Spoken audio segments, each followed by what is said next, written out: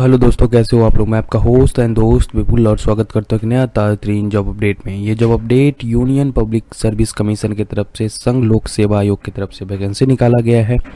इसमें जो पोस्ट रहेगा BSF, CRPF, ITBP, SSB, CISF की तरफ से बहुत सारा वैकेंसी यहाँ पे निकाला गया है। तो इस वीडियो में हम एक एक डिटेल में बात करेंगे, कैसे अप्लाई करना है, क्या नोटिफिकेशन में है, क्या सिलेबस है, 10th 12th ग्रेजुएशन वाले कैंडिडेट अप्लाई कर सकते हैं कि नहीं। तो एक एक पॉइंट को हम लोग इस वीडियो में कवर करेंगे। तो चलिए बिना कुछ देर के हुए हम लोग वीडियो को शुरू करेंगे और अपने नोटिफिकेशन पे चलेंगे और वहाँ से सब कुछ डिस्कस करेंगे और कैसे क्या अप्लाई करना है वो भी हम आपको बताएंगे। तो सबसे पहले आप देख सकते हो ये यूपीएससी का वेबसाइट है। यहाँ पे आप आओगे तो यहाँ पे क्रिएट अकाउंट, लॉगिन वगैरह का ऑप्शन दिया गया है। तो ये पहले हम लोग नोटिफिकेशन को एक बार देख लेते हैं, सब कुछ जान लेते हैं, उसके बाद आपको हम बताएंगे कैसे क्या अप्लाई करना है। तो वहाँ से हम लोग देखेंगे। तो चलिए सबसे पहले नोटिफिकेशन पे चलते हैं।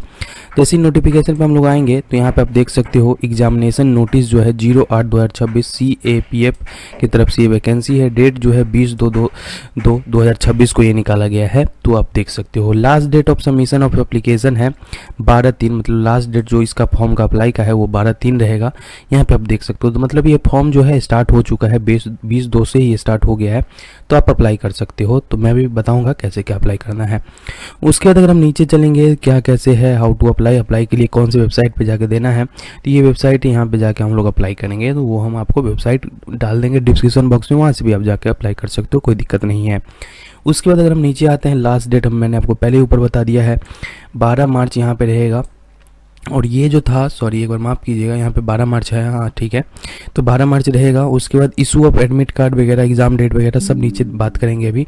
तो वहाँ से हम लोग अभी जाके देखेंगे।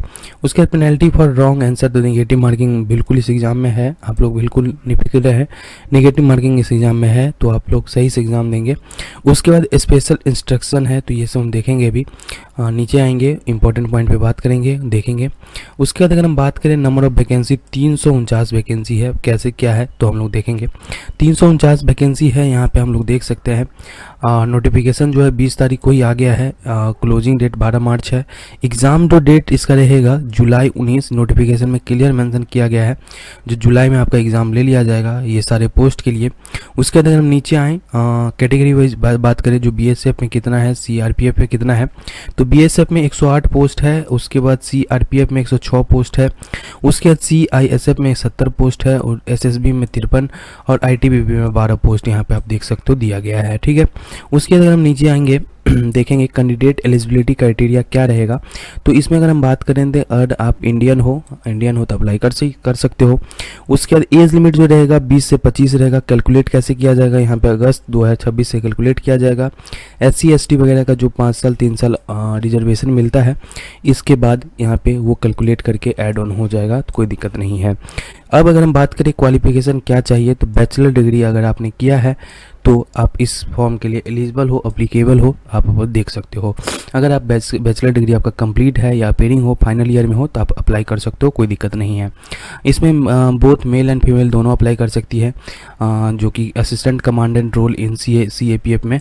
तो ये बोथ अप्लाई कर सकते हैं, मेल और फीमेल दोनों अप्लाई कर सकते हैं। उसके बाद क्रिटिकल डेट मैंने पहले ही क्लियर कर दिया। रिटन एग्जाम 19 जुलाई को होगा। पेपर 1 एंड पेपर 2 वो भी हम बात करेंगे कैसे क्या होगा। Selection examination and scheme examination के लिए मल्टी स्टेज है, वो हम लोग इस वीडियो में कवर करेंगे। अब अगर हम बात करें रिटन एग्जामिनेशन क्या कैसे होगा, तो देखिए पहला पेपर 1 होगा जनरल एबिलिटी का। ये हम अगर आपको दिखाएं, नोटिफिकेशन पे चलते हैं, वहीं से हम आपको डिस्कस करके बता देंगे। देखिए उससे पहले हम देख लेते हैं एग्ज़ाम सेंटर। एग्ज़ाम सेंटर आपको ऑल ओवर इंडिया रहेगा, यहाँ पे मेंशन कर दिया गया है। अप्रॉक्स 57 स्टेट में यहाँ पे एग्ज़ाम होगा। हैदराबाद, यहाँ पे अजमेर, अहमदाबाद, भोपाल वगैरह बहुत जगह ही 57 टोटल है। तो वहाँ पे आप जाके अप्लाई कर सकते हो, कोई दिक्कत नहीं है। सेंटर है, एग्ज़ाम दे सकते हो। उसके बाद अगर हम नीचे आएंगे, एग्ज़ाम स्कीम के बारे में बात करेंगे। तो यहाँ पर हम देखेंगे नीचे आके एक बार देखिए सिलेक्शन प्रोसेस क्या कैसे रहेगा। देखिए आपका रिटन एग्ज़ाम होगा। पहले रिटन एग्ज़ाम कब होगा, तो 19 जुलाई को होगा, ठीक है। पेपर 1 होगा, उसके बाद पेपर 2 होगा। 2 पेपर होगा, पेपर 1 और पेपर 2। यहाँ पे आप देख सकते हो पेपर 1 जो होगा 10 से 12 के बीच में होगा। उसके पेपर 2 जो होगा 2 से 5 के बीच में होगा। इतना तक आपको क्लियर हो गया होगा। अब देखिए पेपर 1 जो होगा कितना मार्क का होगा। पेपर 1 आपका 250 मार्क का होगा, देख सकते हैं यहाँ पे।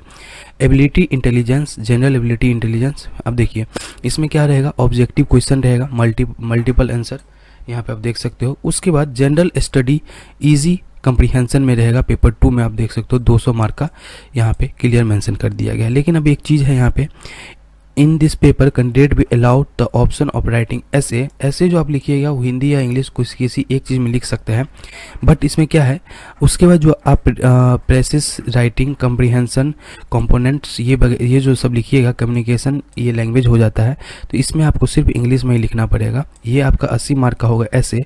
उसके बाद 120 मार्क का जो ये होगा राइटिंग प्रेसिस, जो ये जो होगा 120 मार्क का, इसको आप सिर्फ इंग्लिश में ही लिख सकते हैं।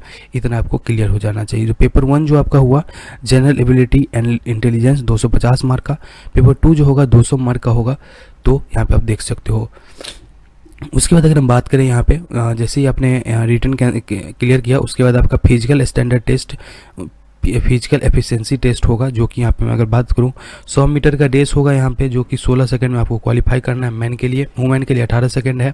उसके बाद 800 मीटर का रेस है, 3 मिनट में आपको निकालना है, 3 मिनट 45 सेकंड में। उसके बाद वुमेन के लिए 4 मिनट 45 सेकंड यहाँ पे आपको दिया गया है।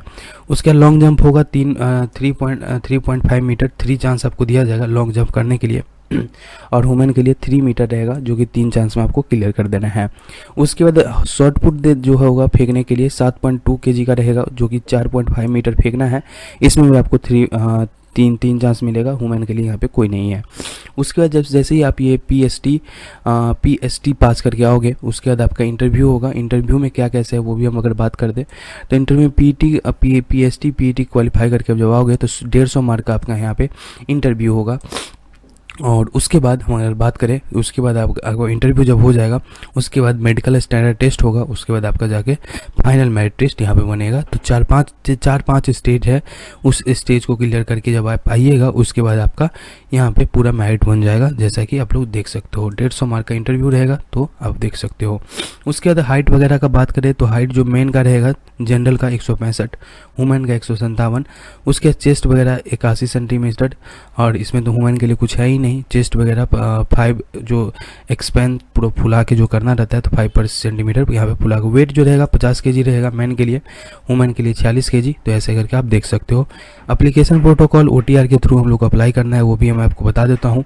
यहाँ पे जैसे ही आप जाइएगा, तो यहाँ पे आपको क्रिएट अकाउंट है, तो क्रिएट अकाउंट पे क्लिक करना है। यहाँ पे आपको प्रोसीड फॉर अकाउंट क्रिएशन करना है, यहाँ पे क्लिक कर देना है। ईमेल आईडी डालना है, वेरीफाई करना है ईमेल आईडी को। यहाँ पे कैप्चा डाल देना है ये वाला, इस पर क्लिक करके गेट OTP करना है। यहाँ पे वेरीफाई, जैसे ही OTP आएगा ईमेल वेरीफाई हो जाएगा। फिर मोबाइल को भी ऐसे ही वेरीफाई कर लेना है, पासवर्ड बना लेना है। पासवर्ड बनाने के बाद यहाँ पे लॉगिन करना है, इंटर रजिस्ट्रेशन मोबाइल नंबर डालना है, उसके बाद कैप्चा डालना है, या URN नंबर जो आएगा आपके पास उससे भी आप लॉगिन कर सकते हो, या ईमेल और पासवर्ड से भी आप लॉगिन कर सकते हो। उसके बाद जाके आप अपना फॉर्म अप्लाई कर सकते हो, कोई दिक्कत नहीं है। अगर कोई दिक्कत हो रहा है तो कमेंट बॉक्स में एक बार कमेंट करें। इतना ही नोटिफिकेशन में था, जो इंपॉर्टेंट पॉइंट वो हम लोग कवर कर लिए हैं। अगर फिर भी कोई दिक्कत हो रहा है तो एक बार ज़रूर कमेंट बॉक्स में कमेंट करें, और एक फीडबैक ज़रूर दें कमेंट बॉक्स में, जो वीडियो कैसा लगा, जिससे मैं वीडियो को इम्प्रूव कर सकूँ।